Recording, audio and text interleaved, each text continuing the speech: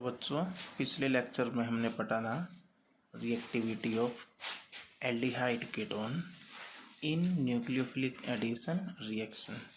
दो फैक्टर पढ़े थे।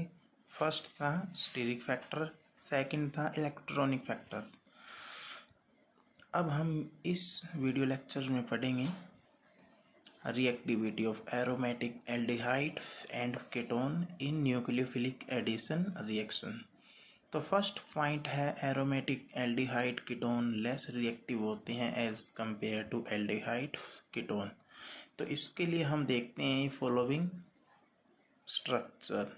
तो पहली स्ट्रक्चर है, ये हमारा कार्बोनिल कंपाउंड है। अब देखते हैं कार्बोनिल कंपाउंड में कार्बन ऑक्सीजन होती है। ऑक्सीजन मोर इलेक्ट्रोनेगेटिव है, तो कार्बन ऑक्सीजन डबल बॉन्ड के इलेक्ट्रॉन कहाँ गए? ऑक्सीजन की साइड। ऑक्सीजन पे नेगेटिव, कार्बन पे पॉजिटिव। लेकिन ये कार्बन पे पॉजिटिव चार्ज है वो स्टेबलाइज है ऐसे, यानी यहाँ पे क्या लगा है? बेंजीन का इलेक्ट्रॉन डोनेटिंग रेजोनेंस इफेक्ट। इस वजह से कार्बन का पॉजिटिव चार्ज स्टेबलाइज है। तो हम बोल सकते हैं कि कार्बन की इलेक्ट्रॉन डेफिशिएंसी कम है। क्यों कम है? क्योंकि बेंजीन यहाँ पे इलेक्ट्रॉन डोनेटिंग इफेक्ट लगाती है। तो इस वजह से यहाँ पे न्यूक्लियोफाइल का अटैक इजी नहीं है। लेकिन एल्डिहाइड कीटोन जो एलिफैटिक केस में होते हैं वहाँ पे ऐसा नहीं होता। तो हम बोल सकते हैं aromatic aldehyde ketone less reactive होते हैं because of plus R effect, यानी electron donating resonance effect of benzene ring which increase the electron density या decrease electron deficiency of carbonyl carbon, thereby repelling the nucleophile। अब हम बात करते हैं aromatic aldehyde और कीटोन की। उनमें ज़्यादा रिएक्टिव कौन होता है? एरोमेटिक एल्डिहाइड ज़्यादा रिएक्टिव होता है कीटोन की बजाय। क्यों होता है वो हम पढ़ चुके हैं, because of steric factor and electronic factor. तो अब हम कुछ एग्जाम्पल लेते हैं जिसमें हम ऑर्डर चेक करते हैं, order of reactivity of aromatic aldehyde ketone.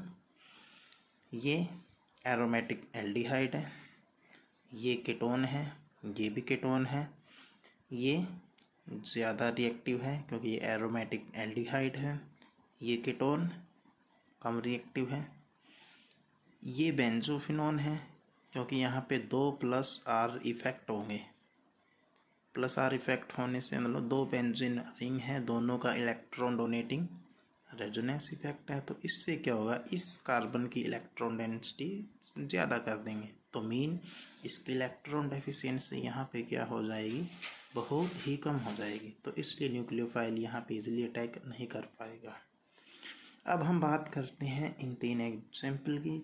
ये है पैरानाइट्रो एसिटोफिनोन, ये एसिटोफिनोन है, ये पैरामिथॉक्सी एसिटोफिनोन।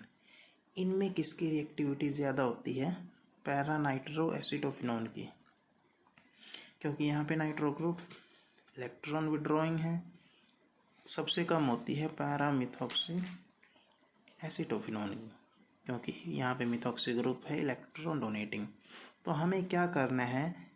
जो न्यूक्लियोफाइल का अटैक करवाना है इस कार्बन पे। न्यूक्लियोफाइल कब अटैक करेगा? यदि इसकी इलेक्ट्रॉन डेफिशिएंसी कम है, ज़्यादा है। यदि इस कार्बन की इलेक्ट्रॉन डेफिशिएंसी ज़्यादा है, यानी ये मोर इलेक्ट्रॉन डेफिशिएंट है, तो तभी यहाँ पे न्यूक्लियोफाइल अटैक कर सकता है इजीली एंड फास्टली। अब देखो NO2 क्या है? Electron withdrawing. तो ये क्या करेगा? इस कार्बन के इलेक्ट्रॉन को खींचेगा, या हम बोल सकते हैं इस कार्बन तक इलेक्ट्रॉन पहुंचने नहीं देगा। तो इस वजह से इस कार्बन की इलेक्ट्रॉन डेफिशिएंसी क्या होगी? ज़्यादा होगी। तो न्यूक्लियोफाइल यहाँ पे इजीली अटैक कर सकता है। यहाँ पे क्या है? डोनेटिंग ग्रुप है तो इलेक्ट्रॉन देगा, तो यानी इस कार्बन की इलेक्ट्रॉन डेंसिटी बढ़ जाएगी, मीन ये कम इलेक्ट्रॉन डेफिशिएंट होगा। तो यहाँ पे न्यूक्लियोफाइल का अटैक ईजी नहीं होगा। तो ये बीच में है, यानी कोई इसके साथ ना तो इलेक्ट्रॉन विड्रॉइंग अटैच है ना ही इलेक्ट्रॉन डोनेटिंग, तो इसकी बीच में होगी। तो सबसे ज़्यादा रिएक्टिव होगा पैरा नाइट्रो एसिटोफिनोन सबसे ज़्यादा रिएक्टिव, उससे कम एसिटोफिनोन, सबसे लास्ट में आएगा पैरा मिथॉक्सी एसिटोफिनोन।